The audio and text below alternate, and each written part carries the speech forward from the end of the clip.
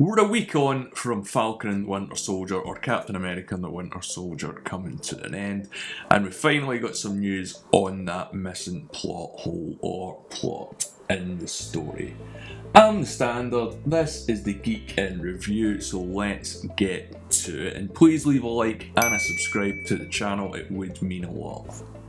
Now, after a lot of online sleuthing and debate, showrunner Malcolm Spellman has confirmed in a podcast that there has been a cut storyline, but it had nothing to do with the pandemic, and he does hope to bring this out in comic books going forward, but as always we're going to have to wait and see. But one thing about this season that I thought might pop up, that when you think about it, is strange that people in the sort of general Marvel universe don't know about this, because the one thing that this show sort of did explore a little bit was the sort of day-to-day life within the world of the Marvel universe that we've had for 10 years that we don't really see. We see the superheroes, but we don't see the day-to-day people. Now, the thing that I'm talking about is time travel, because that now exists within the MCU thanks to Endgame. And I thought this was going to get brought up in the very first episode, in that scene with the bank where the guy recognises Sam as an Avenger. So let's break this down. So that means that this man knows who Sam Wilson is, knows that he's Falcon, and knows that he's fought in the final battle and defeated Thanos, and that's happened pretty recently.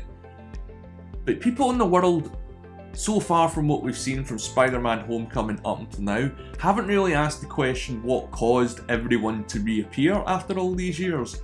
They know that the Avengers done it, so I think it's safe to assume that they know that the Avengers used the Infinity Stones and that's what's killed Tony, because everyone on the planet, Marvel or this one, knows that Tony Stark is dead.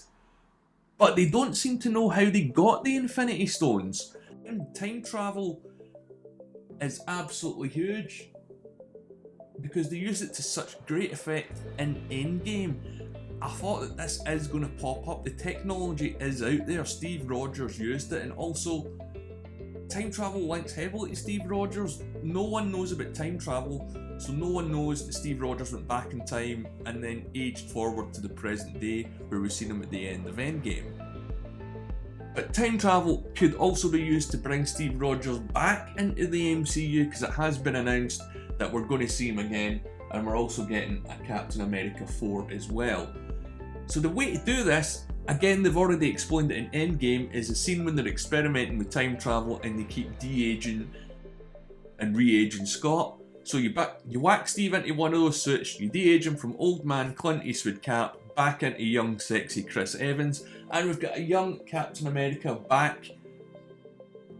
However, I don't think I personally want that.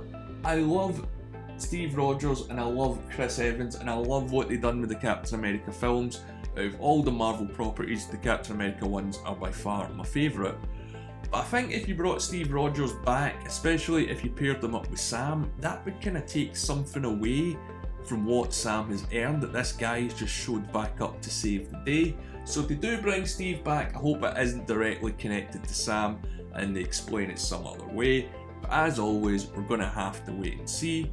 What do you think about time travel in the MCU? Are we going to see it again? How is it going to get used? Is it going to get brought up? What are the consequences going to be?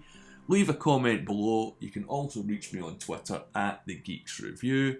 As always, I've been the Standard. Thanks for watching. Leave a like and subscribe to check out more videos.